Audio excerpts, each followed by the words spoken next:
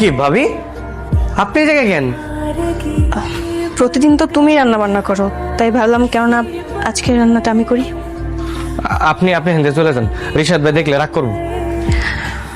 ভয় পেও না, আজকে রিশাদ আসতে একটু লেট করবে। আমি বুঝতে পারছি সমস্যা নেই, কিন্তু এগুলো তো আমার কাজ, আপনি কি লে করতেছেন? কি বললে? তোমার কাজ মানে? রান্না বান্না তো মেয়েদের কাজ, সমস্যা না, আমি করতেছি, তুমি চাইলে একটু হেল্প করতে পারেন। দেন, আমার দেন।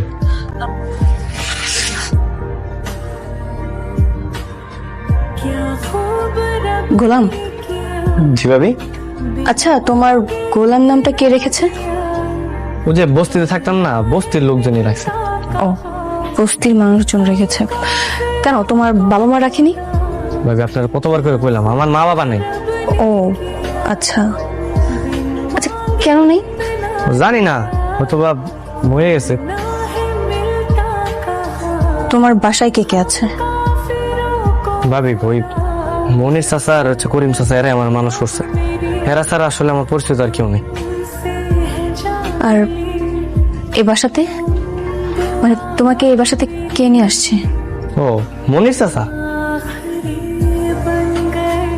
ও বাবা এই, ও বাবা এই, বাবা ভাই গোড়া, বাবা। এই বৃদ্ধাশ্রম খালি করবি কবে? আমরা খুঁজ যাবো বাবা। তোরা কই যাবি আমি কি জানি।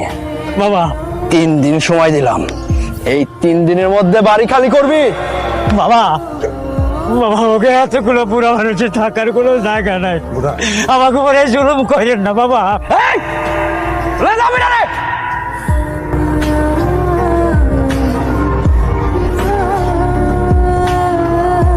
তুমি না আমাকে এলাকার নেতা, ওরা আমাকে পেতে আসছে, ওটা বাইক দিয়ে দিতেছে বাবা।